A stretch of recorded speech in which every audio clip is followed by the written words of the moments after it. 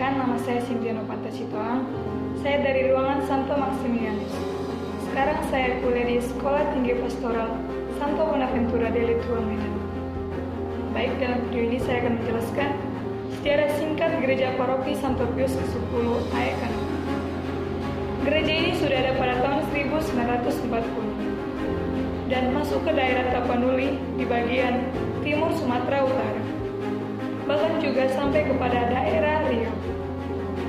Dalam penjajahan Jepang dan Belanda, sudah ada sebagian besar yang masuk agama Islam atau Protestan.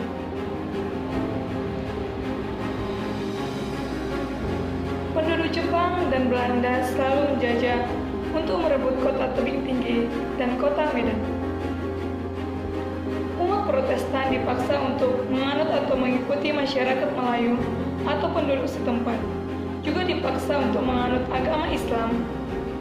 Akan tetapi, lama-kelamaan akhirnya mereka mau masuk ke agama Islam dan bergabung dengan suku Dalai. Suku Dalai di sini disebut orang Batak yang pada umumnya menganut agama Islam. Agama Islam dan suku Dalai sudah beredar di sekitar Kabupaten Batubara, Asahan, Labuan Batu Induk, dan Labuan Batu Selatan yang ada pada saat ini. Pada periode awal, pastor misionaris ditugaskan atau ditempatkan di Tanjung Balai agar lebih berfokuskan kepada orang-orang Tionghoa. Secara bergantian, pastor misionaris mengunjungi orang Tionghoa yang tersebar di wilayah Tanjung Balai. Sejak pastor Odilo Wap mengkap, ada data yang diketahui bahwa pastor Restitutus Justin dan pastor Arthur Justin tercatat sebagai pelopor yang datang untuk berkarya di daerah Aekanopan. Mereka masuk ke dalam dua periode. Periode yang pertama adalah pada tahun 1948 sampai 1949. Pada periode kedua, pada tahun 1953 sampai 1962. Lambat laun, mereka semakin memperhatikan untuk mengumpulkan orang Batak yang merantau ke daerah Aekanopan. Ada beberapa pastor yang ikut serta membantu pastor misionaris untuk sampai ke daerah Aekanopan. Yang pertama, Pastor Ezekiel Perges, Pastor Pater Nosian, dan yang terakhir, Pastor Menrad Manser. Pada pertengahan tahun 50-an, atas semangat kerasulan yang gigih dari para pastor misionaris, para pastor Belanda dari Tanjung Balai dan kisaran datang ke daerah Labuan Batu untuk menyambut silaturahmi. Pada tahun 1972, Pastor Clarus Siotang tidak menemukan satupun gereja di daerah Labuan Batu. Padahal Pastor Clarus Siotang sudah cukup memperhatikan gereja-gereja yang ada di Labuan Batu. Pada tahun 1956, kelompok orang Katolik yang pertama dibentuk di Stasi Tapanuli. Sedangkan Aekanopan resmi berdiri sebagai stasi baru pada tahun 1960. Dalam perjalanan waktu, Aekanopan ditetapkan menjadi stasi induk dan kemudian menjadi pusat paroki pada tahun 1970-an. Banyak usaha kerasulan para pastor misionaris untuk mengembalakan mereka dan tak kenal lelah mempersiapkan Aekanopan menjadi satu paroki yang baru, dan juga butuh pikiran yang banyak untuk membangun pastor paroki. Ada beberapa pastor yang ikut serta membantu membangun paroki Santo Pius ke-10 Aekanopan.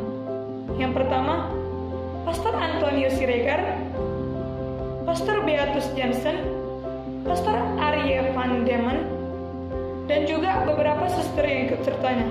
Yang pertama, Suster Imelda Arianja KYM, Suster Elena Rumapen KYM, Suster Marisitela KYM, dan yang terakhir Suster Anastasia Sitohang KYM.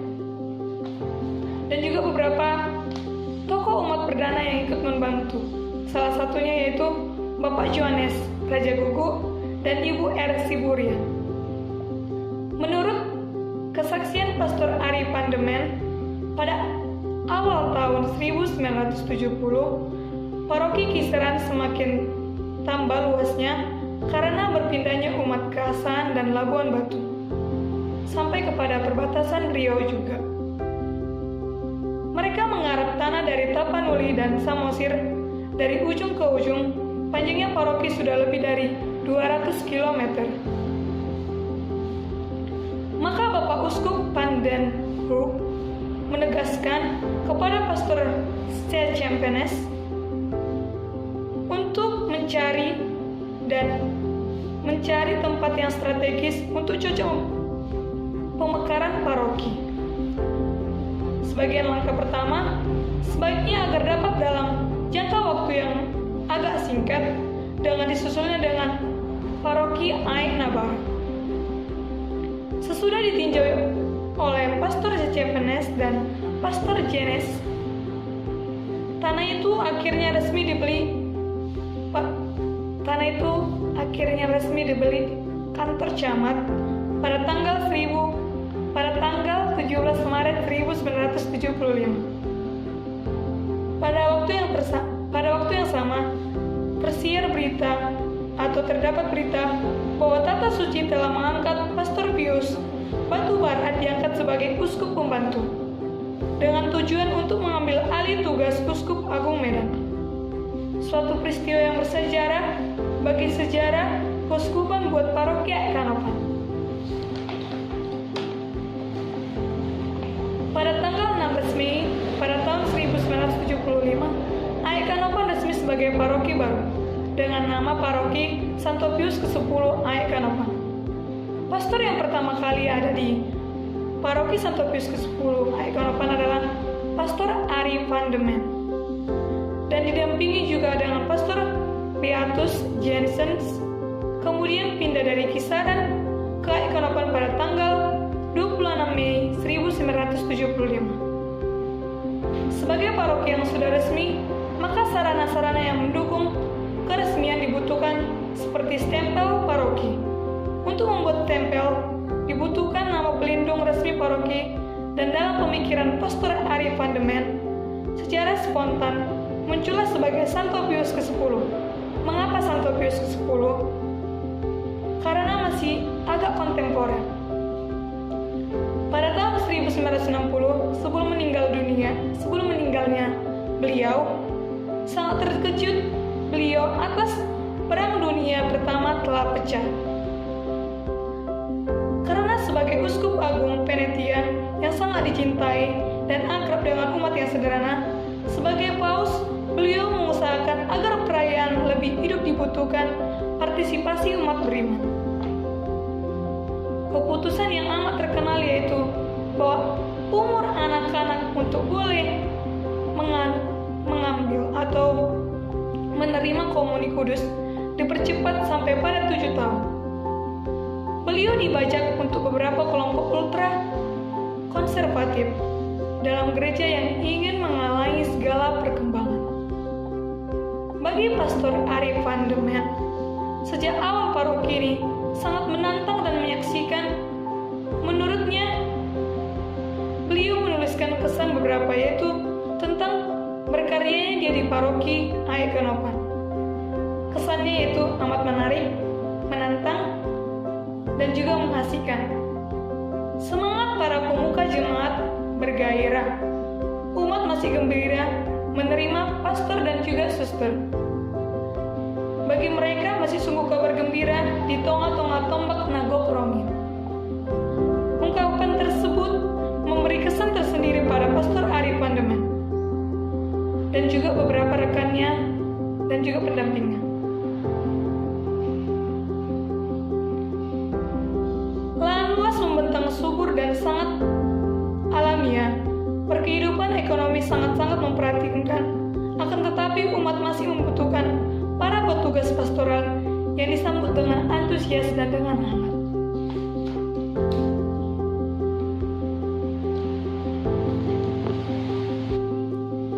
Dalam paroki Santo Pius ke-10 Aik Kanopan,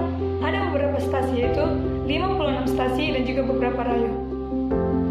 Dan pastor yang menetap sekarang ada di Paroki Santo Kristus 10 adalah Pastor Stefanus Sitohang, Pop FMK. Hanya itu yang bisa saya sampaikan. Apabila ada tutur kata yang salah, mohon dimaafkan.